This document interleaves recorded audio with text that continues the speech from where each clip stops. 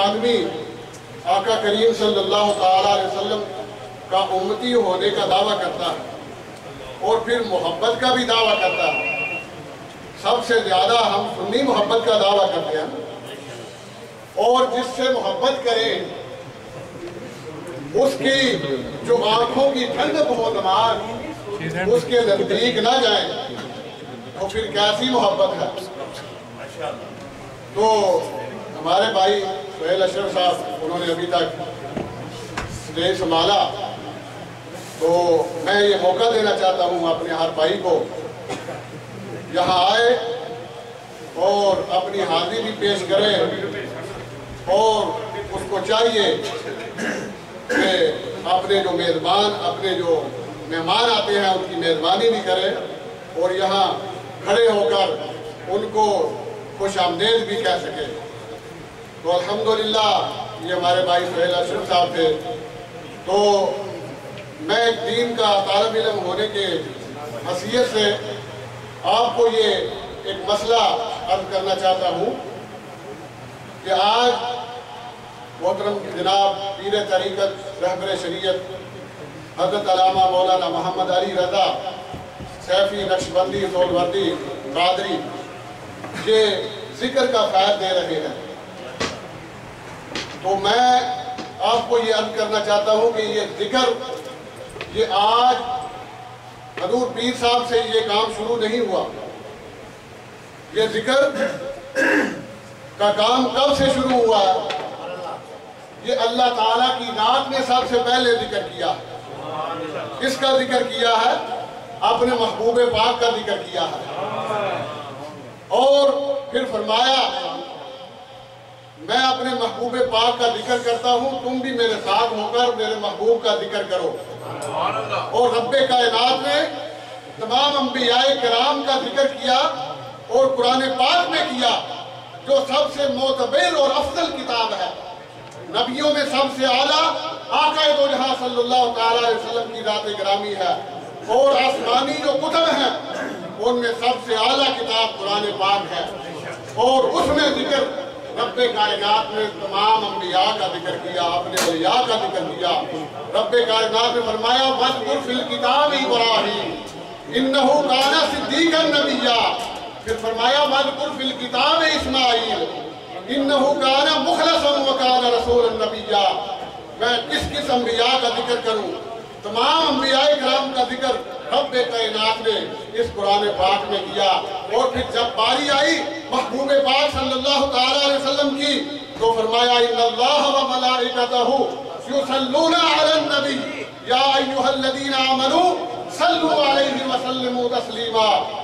के बेशक अल्लाह और अल्लाह का रसूल, बेशक अल्लाह और उसके सारे फरिश्ते मेरे महबूब पर नबी पाक सल्लल्लाहु अलैहि वसल्लम पर दरूद भेजते हैं।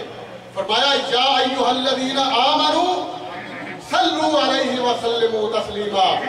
ऐ ईमान वालो, ऐ मेरे महबूब का कलमा पढ़ने वालों, ऐ मेरे महबूब का नाम जपने वालों, ऐ मेरे महबूब के नाम लेवाओ, तुम भी आओ मेरे साथ मिलकर मेरे महबूब का जिक्र भी करो और मेरे महबूब पर दरूद भी भेजो और सलाम भी भेजो।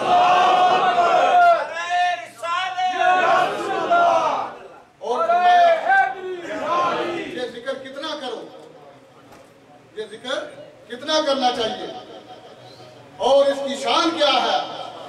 रब्बे कायनात ने फरमाया या अय्युहल्लज़ीना आमनू ज़कुरुल्लाह ज़िक्रन कसीरा। ऐ ईमान वालो, कभी कभार जिक्र ना किया करो। जी आया तो जिक्र कर लिया, मर्जी आई तो नमाज पढ़ ली, मर्जी आई तो कुरान पाक की तिलावत कर ली, मर्जी आई तो अल्लाह का जो नेक काम है, नेक अहकाम है अल्लाह के, उन पर अमल कर लिया। नहीं नहीं बल्कि रब्बे कायनात ने फरमाया या अय्युहल्लज़ीना आमनू ज़कुरुल्लाह ज़िक्रन कसीरा। ऐ ईमान वालो, अल्लाह का जिक्र करो और जिक्र कसरत से के साथ करो। जिक्र में कसरत करो, थोड़ा बहुत जिक्र नहीं करना। और फिर फरमाया इससे फायदा क्या होता है? जिक्र से फायदा क्या होता है? रब्बे कायनात ने फरमाया तुम दुनिया में मशगूल हो। आज के दौर में हम मादी दुनिया का दौर है, हमारे पास टाइम नहीं है। आका करीम सल्लल्लाहु अलैहि वसल्लम शिर्क के रट लगाई जाती है, लेकिन मेरे आका ने फरमाया मुझे इस बात का फिक्र नहीं है कि मेरे बाद मेरी उम्मत शिर्क में मुब्तला हो जाएगी। मुझे ये खौफ है कि मेरे बाद मेरी उम्मत जो है वो दुनिया में गुम हो जाएगी। आज हम दुनिया में गुम हो गए हैं। हम हर वक्त चाहते हैं कि हमें दुनिया मिल जाए। रब्बे कायनात ने फरमाया अगर तुम मेरा जिक्र करोगे तो उससे फायदा क्या होगा। रब्बे कायनात ने फरमाया अला बिज़िक्रिल्लाहि तत्मइन्नुल कुलूब। अगर जिक्र करोगे तो दिलों की सफाई जो है वो इसी जिक्र में है। तुम्हारे जो दिल हैं वो पाक हो जाएंगे, मुसफ़्फ़ा हो जाएंगे, उनका तज़किया हो जाएगा और सुकून भी इसी में है, चैन भी इसी में है। तुम दुनिया में चैन ढूंढना चाहते हो, तुम 12-12 घंटे दुनिया वालों 12 घंटे काम करके तुम चाहते हो कि हमें सुकून मिल जाए, तुम चाहते हो कि हमें कोठी और बंगला कारें मिल जाए, तो फिर तुम चाहते हो कि हमें सुकून मिल जाए। ना ना, इस दुनिया में सुकून नहीं मिलता, बल्कि रब्बे कायनात ने फरमाया अला बिज़िक्रिल्लाहि तत्मइन्नुल कुलूब, कि ये अल्लाह का जो जिक्र है इसमें ही सारा सुकून और चैन इसी में है। खबरदार, अल्लाह करीम ने फरमाया ये सारा चैन और सुकून अल्लाह के जिक्र में है।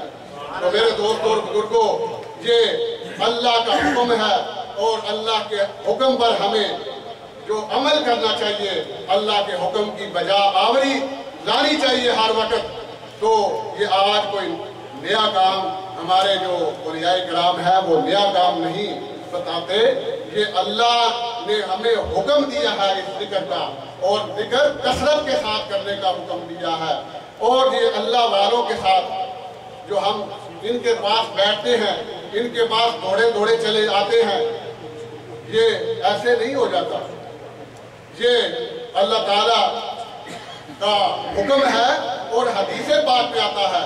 आका करीम सल्लल्लाहु अलैहि वसल्लम ने ये हदीस पाक है कि रब्बे कायनात फरमाते हैं कि मुझे फला आदमी से मोहब्बत हो गई है, और जिब्रील अमीन को हुक्म देते हैं ऐ जिब्रील मुझे फला आदमी से मोहब्बत हो गई है, वो मेरा प्यारा है, मेरा महबूब है।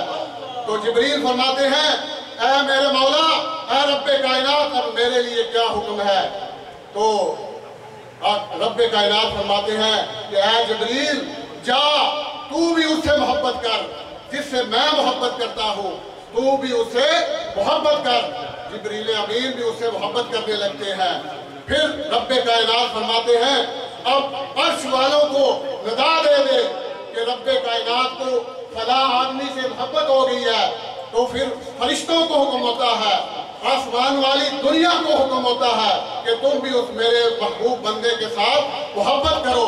तो रब्बे कायनात का हुक्म बजा लाते हुए रब की सारी मखलूक जो है उसके साथ मोहब्बत करने लगती है। फिर रब्बे कायनात फरमाते हैं जिब्रील अब दुनिया में जाओ और जाकर दुनिया वालों को बता दो कि मुझे फला मेरे महबूब बंदे से मुझको मोहब्बत हो गई है। जाओ दुनिया वालों, तुम भी उस मेरे महबूब के साथ मोहब्बत करो, इश्क करो। तो मेरे दोस्तों और बुजुर्गों, ये रब्बे कायनात की तरफ से अल्लाह का जिक्र और ये मोहब्बत का दर्स भी मौला कायनात की तरफ से आया है। ये हमने कोई नया इजाद नहीं किया। अल्लाह करीम मुझे और आपको इस पर अमल करने की तौफीक अता फरमाए, और इसी मोहब्बत की बात को आगे चलाने के लिए मैं अपने बुजुर्ग मोहतरम मुकाम जनाब सूफी बासफा जनाब सूफी मुश्ताक अहमद से गुजारिश करता हूँ कि वो तशरीफ लाएं और इसी मोहब्बत की बात को आगे चलाएं। नारा तकबीर।